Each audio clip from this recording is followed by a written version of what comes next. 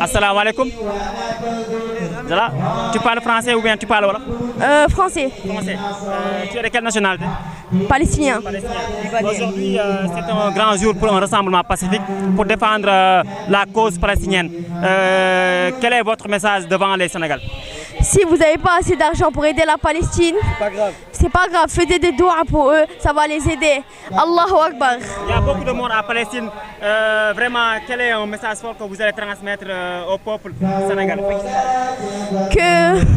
Il faut aider la Palestine, alors que l'Israël, ils veulent tuer les enfants, les handicapés, les hôpitaux, les écoles.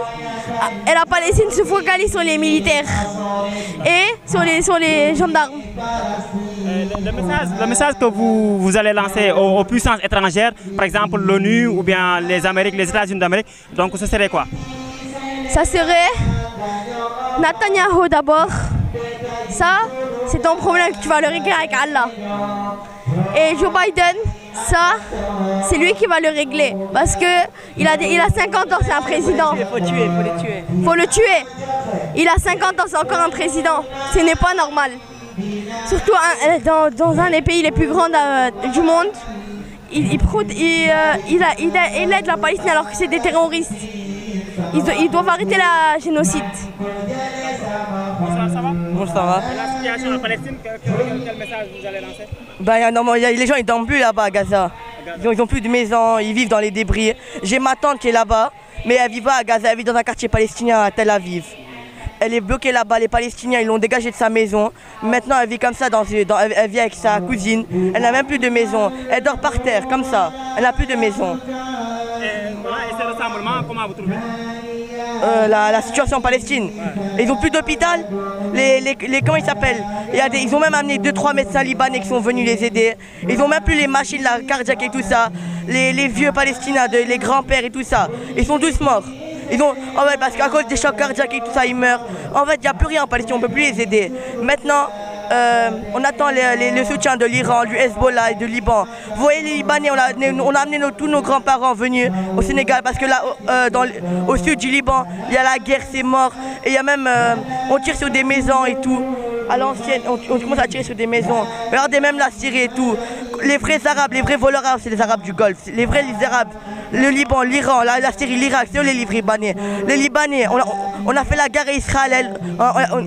Les Israéliens rentrent dans nos maisons et tout, c'est dangereux. Regardez l'Iran. L'Iran, ils ont tiré 2500 missiles sur Israël. Hein.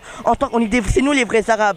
Les Arabes du Golfe, c'est des faux Arabes, c'est des Américains, c'est eux les terroristes. C'est eux les terroristes. C'est des complices. C'est des complices, c'est eux les voleurs. Même le plus grand voleur, c'est pas Israël, c'est l'Égypte. L'Égypte qui est collée à Gaza. Ils ne laissent pas les gens de Gaza sortir d'Israël. Voilà.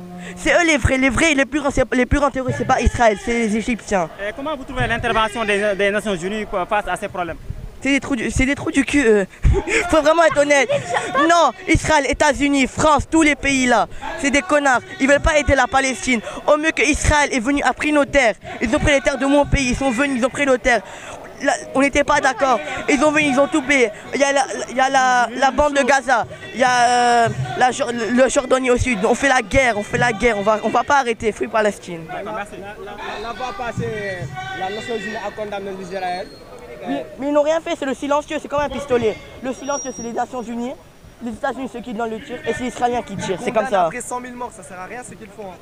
Le seul pays qui s'est révélé, c'est l'Algérie. Voilà, merci. Kon mu nekkoon réaction yi nga xam ni Fallou moom mooy baal ma jël réaction yi rek ma jël réaction yi s'il vous plaît. Alors maa ngi lay nuyu alors c'est bon donc mu ngi noonu mu nekk kàddu yi nga xam ni kon ñi dëkk Palestine donc tey nekk fii si diwaanu Dakar yëkkati nañ ko tout à l'heure di ñaawlu di naqalu tamit taxawaayu l'Organisation des Nations Unies waaye tamit ñoo ngi condamné Égypte si li nga xam ni moom mooy face à cette situation bi nga xam ni kon ñu ngi nekk di ko jànkonteel. Salaamaaleykum papa maa ngi lay nuyu. maa ngi lay fay. alors gannaaw ba nga ñëwee tey si rassemblement pacifique bi. ban message ngay yëkkati si problème bi nga xam ni waa Palestine ñu ngi koy jànkonteel sa réew ma. waaw xanaa di ko métti lu njëkkee ak di leen ñaan yàlla dimbali leen ba ñu not Israël. ñu yëgal jullit yëpp nag Israël Palestine dong mais jullit yi la xeexu jullit yi la kon dañu war a takku ñun ñëpp àndandoo dal ci kaw Israël moo xam dañuy boycotté ay produits fexe ba ambassade am génn Sénégal ak ci réew jullit yëpp ñu àndandoo yëg ni xeex bi xeexu diine la kon xam nga yahud yi xam nañu baax a baax li ñuy def te yàlla wax nañ ci alxuraan bu baax a baax yaa woote nag duñu leen bëgg mukk lu dul da ngeen wàcc seen yoon fekk si leen te ñun duñu leen fekk si kon xeex bi commencé na nañu góor-góorlu bu baax a baax mais xeex bi nag àndandoo ko ñëpp ànd ci mais dafa mel ni Sénégal rek ñenn rek ñooy xeex ñeneen ñi dañu toog mel ni bokkuñ ci te nag julli dañoo war a àndandoo ndax yàlla moo ñu ko waxtasimu bi hablillahi jamii'an wala tafarraqu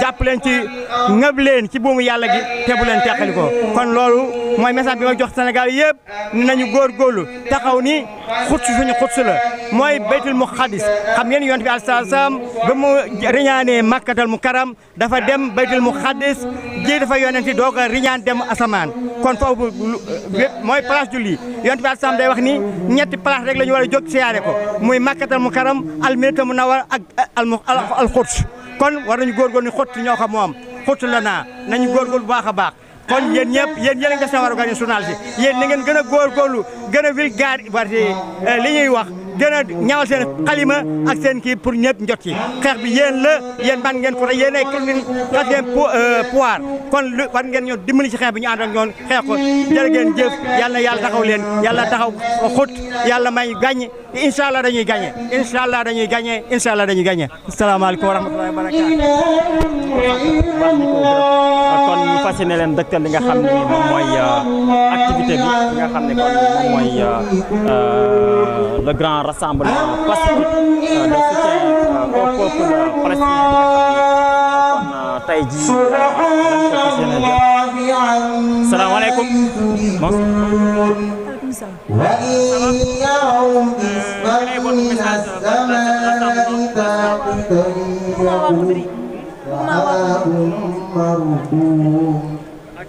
فذرهم حتى يلاقوا يومهم الذي يساقون يوم لا يغني عنهم كيدهم wan leen tamit taxawaayu ñi nga xam ne kon ñoom ñoo fi teew tey noonu si bâche bi ñu continue rek de réaction yi nga xam ne kon nekk ngir mën nañ ko jox salaamaaleykum na ngeen def maman ñoo ngi fi alors tey nga ñëw si rassemblement bi nga def dañoo ñëw pour xeexal waa Palestine tey ban message ngay yëkkati face au Sénégal ak waa àdduna waaw ñu jàppale leen rek suñu mbokki jullit la ñu jàppale leen xeex bi yàgg na metti na ñëpp la metti dañoo bëgg jullit yëpp ñu génn jàppale Palestine xeex bi dafa metti waaw te ñun ay jullit lañ dañ leen a war a jàppale dañ leen a seetaan Palestine dañ leen a seetaan xeex bi metti na yàgg na ñu ngi rey xale yi di rey mag ñi waaw jullit yëpp dañoo war a génn jullit yi dañoo seetaan dañoo war a génn ñu xeex bi waaw. ñu jël ñi nga xam ni moom mooy ñi fi nekk maman maa ngi lay nuyu. man maa ngi tudd Khady Ndiaye. tey rassemblement tay bi tey nan nga ko gisee ñu fas yéene ñëw pour xeexal waa Palestine si jafe-jafe gi nga xam ne ñu ngi koy dund si réew ma lan ngay wax tey.